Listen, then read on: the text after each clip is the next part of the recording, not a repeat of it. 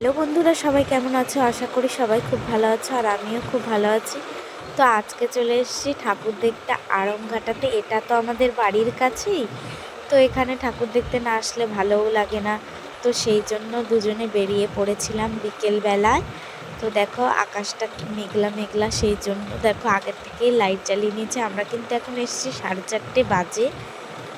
তো দেখো দুজনে ঘুরে বেড়াচ্ছি আর প্রচণ্ড ভিড়, সেই জন্য আমরা একটা ঠাকুরও লাইন দিয়ে দেখবো না, বাইরের থেকেই দেখবো।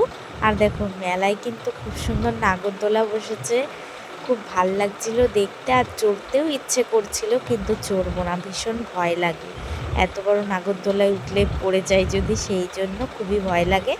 তো দেখো কি সুন্দর লাগছে এসে, ঠাকুরের প্যান্ডেলগুলো খুব সুন্দর হয়েছে। তো আমরা বেশিক্ষণ থাকবো না, একটু পরেই চলে যাবো। আর এই প্যান্ডেলটাও খুব সুন্দর হয়েছে। এখন কিন্তু বেলা হয়ে বেলা আছে বলে তোমার দেখা যাচ্ছে না লাইটিংটা বেশ।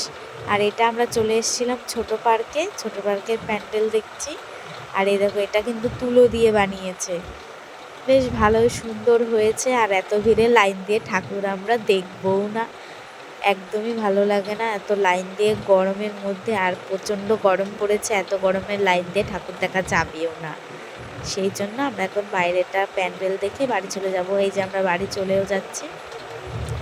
আমাদের হেঁটে হেঁটে যেতে হবে, কারণ আমাদের গাড়ি ওই সাইডে রাখা আছে। আর এই দেখো আমরা বাড়ি চলে যাচ্ছি। আমাদের বাড়ি কিন্তু কাছে, আড়ংঘাটার কাছে, সেখান থেকে আমরা ঠাকুর দেখতে এসেছিলাম।